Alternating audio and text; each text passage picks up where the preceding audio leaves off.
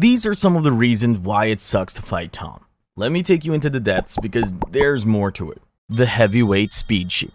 Heavyweight fighters are usually slow, methodical, and built for power over speed. But every once in a while, someone breaks the rules. I mean, if I say Mike Tyson, you already know explosive speed, insane reflexes, and knockout power in both hands. If I mention Muhammad Ali, it's the footwork, the movement, the way he floated around the ring like he wasn't even touching the canvas. Aspinall, a 250-pound monster who moves like a butterfly and stings like an RPG headed straight for your jaw. The light footwork, the fast hands, the long reach, it's the worst kind of cheat code. Because heavyweights aren't supposed to move like this, and yet here we are. Let me take you back to UFC Fight Night 191. Tom Aspinall versus Sergey Spivak. Spivak, with 15 wins, 7 knockouts, 4 losses, standing at 6'3" and weighing 251 pounds. A well-rounded grappler, known for his ability to drag fights into deep waters. A massive test for Big Tom. A classic striker versus grappler matchup on paper, where Spivak aimed to neutralize the speed advantage. But little did he know the striker he planned to out-grapple was actually the better grappler, painting and cutting angles like he was 2 weight classes smaller. Within seconds, Spivak looked like he was playing a reaction game on expert difficulty. And then, boom, a lightning-fast elbow straight through the guard, followed by a flurry stepped in. But if you think, okay, maybe if you can survive the first wave, you can slow him down. Well, let's just say the next topic is going to make you rethink that strategy. The one shot, one kill. The technique and the speed. And thanks to Newton, we know that force equals mass times acceleration. Even though he weighs the same as other heavyweights, his speed multiplies the power behind his punches. Add in his precision and elite technique, and his fists become deadlier than a Glock. Some heavyweights need volume to break their opponents down. One clean shot is all it takes to end your night, and Tybura learned that the hard way. Let me take you back to UFC Fight Night 224. Tom Aspinall versus Marcin Tybura.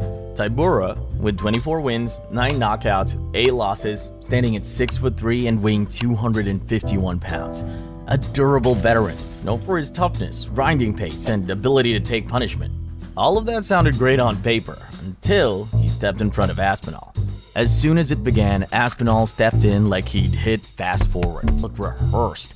Tybura's legs did the rest. 5 seconds in, the fight was already slipping away.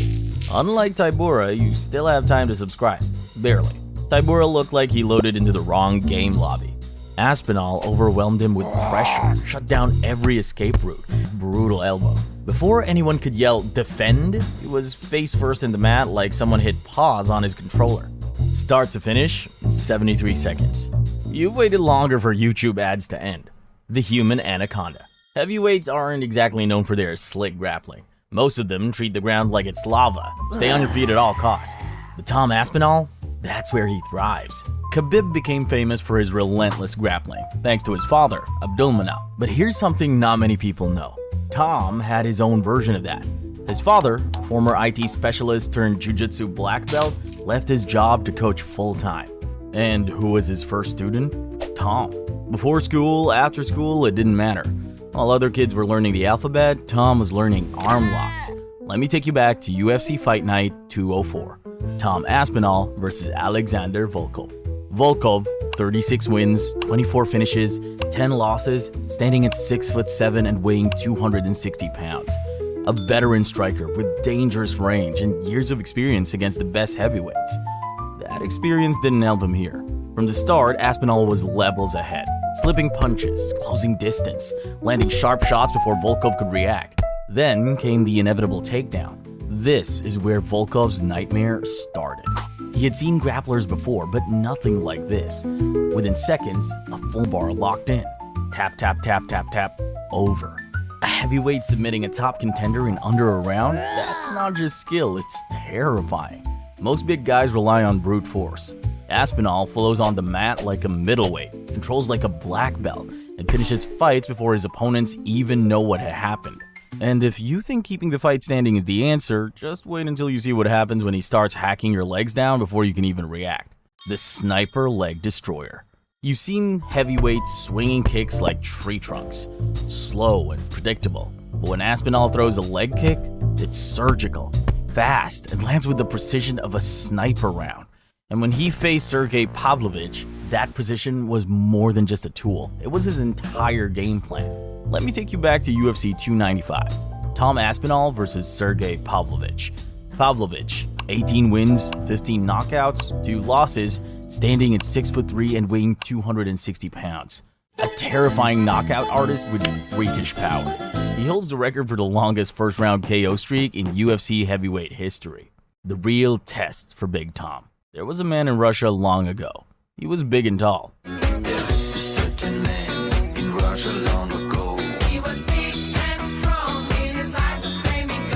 He was the monster from Russia, a classic movie villain, under a minute, ready to add another victim to his highlight reel.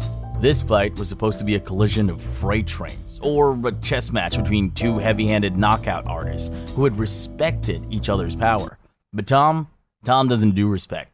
Not for power punchers, not for legends, and definitely not for Nina drama. Just ask Pavlovich, or Jones. From the opening bell, Tom didn't wait, Tom said, and he did it. He knew Pavlovich wanted a slugfest, so he took out his base first.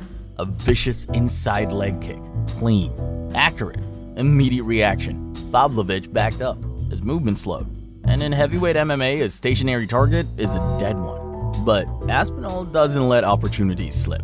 The moment Pavlovich planted his feet, Aspinall exploded. A perfectly placed right hand sent Pavlovich crashing to the canvas. 2 follow-up shots later, Dan Miraliotta jumped in. TKO in 69 seconds. Everyone knew that he had plans of 69 with Nina drama, but with Pavlovich, that surprised everyone. And yes, guys, this was Aspinall proving that power means nothing without precision. The high IQ. To be honest, when I saw the 2 fighters standing across from each other, I thought this might be a tough one for Aspinall. Collier looked sharp, big frame, composed, ready to bang. Turns out, it was nothing like I imagined. Let me take you back to UFC Fight Night 171. Tom Aspinall versus Jake Collier. It was Tom's UFC debut, and you'd expect nerves, maybe a slow start. But instead, you got a masterclass in composure. Collier came out trying to establish control, throwing rangefinders, looking to get into rhythm. But Aspinall didn't bite. He just watched, waited, analyzing everything. And then, snap. One perfectly timed right knee straight to the stomach. Collier didn't even blink before his body gave out. Tom followed it up with a quick 1-2. Collier was counting sheep. Now, here's the part casuals miss. Aspinall didn't rush. He didn't storm forward and swing wild. He paused, calculated, and when he stepped in, every follow-up was clean, sharp, and clinical. The whole thing, 45 seconds. It looked like a fight, but it felt like a hit job. Aspinall walked in, ran the program, and shut the system down. The nightmare comeback. And then there was unfinished business with Blades. Curtis Blades was the man who served Aspinall his only UFC loss. Not because he was the better fighter that night, but because fate had other plans. A freak knee injury just 15 seconds in robbed Aspinall of the chance to prove himself. No frustration and a long road to recovery. But the thing about Tom, he doesn't break, he rebuilds. And when the rematch was finally set, Tom waited 2 years for this moment. And when it finally came, it was worth every second. Blades was still the same dangerous wrestler, the same powerhouse who would bully countless heavyweights, true champion material. But this time, Aspinall wasn't stepping in to test himself. He was stepping in to finish unfinished business. Let me take you back to UFC 304. Tom Aspinall versus Curtis Blades 2. Blades, with 18 wins, 13 finishes, standing at 6'4" with an 80-inch reach, and weighing 256 pounds, one of the deadliest heavyweights in the UFC. He holds the record for the most takedowns in UFC heavyweight history, ragdolling opponents like it's nothing. The pace. This wasn't adrenaline, it was control. All that frustration from the last fight, bottled, measured, and weaponized into every step forward. And when the fight-ending sequence came, it was poetic. Aspinall, the man who had his dreams snatched away in an instant, took everything back in brutal fashion. A perfectly placed shot, a flurry of precision, and Blades crumbling to the canvas. Just Tom Aspinall, standing tall, avenging his only UFC loss, and proving once and for all, there are no ghosts left to haunt. Still dreaming about Tom versus John Jones? Yeah, us too. Click the next video and let's talk about it.